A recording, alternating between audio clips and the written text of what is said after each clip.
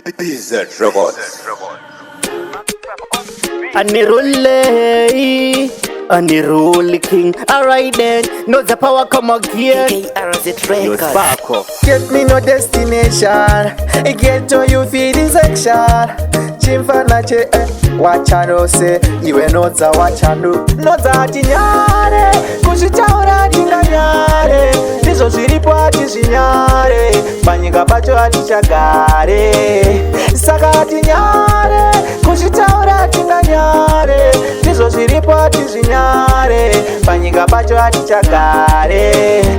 Ndinozvibvunza no matter what I think. Kuita gore here nsingazive ingori no man no food, life's not good.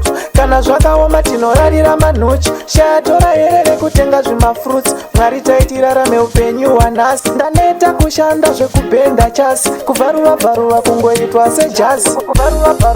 Kuzvitaura atinganyare. Ndizvo zviripo atizvinyare. Panyika pacho atichagare. Saka atinyare. Kuzvitaura atinganyare. Ndizvo zviripo atizvinyare. Panyika pacho atichagare. Spakkoh ai upenyu mahwani wotosunga dzisimbe. Hongu zvakaoma atingafe tiri marumbe. Apakodiwa kushanda mapfumo pasi usambokanda. Shanda semuranda mumasango muti chipanda. Atinyare kuzvitaura atinganyare. Ndizvo zviripo atizvinyare. Panyika pacho atichagare. Saka atinyare kuzvitaura atinganyare. Ndizvo zviripo atizvinyare. Panyika pacho atichagare. Ndinozvibvunza no matter what I think. Kuita gore here nsingazive ingori no man no food, life's not good. Kana zvakaoma tinorarira manhuchi. Shatora here rekutenga zvimafruits. Mwari taitirarame upenyu hwanhasi. Ndaneta kushanda zvekubhenda chasi. Kuvharura kungoitwa sejazi.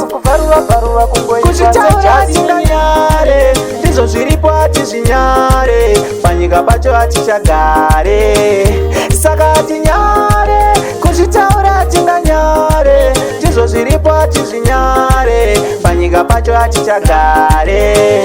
Spakkoh ai upenyu mahwani wotosunga dzisimbe. Hongu zvakaoma atingafe tiri marumbe. Apakodiwa kushanda mapfumo pasi usambokanda. Shanda semuranda. KRZ Records.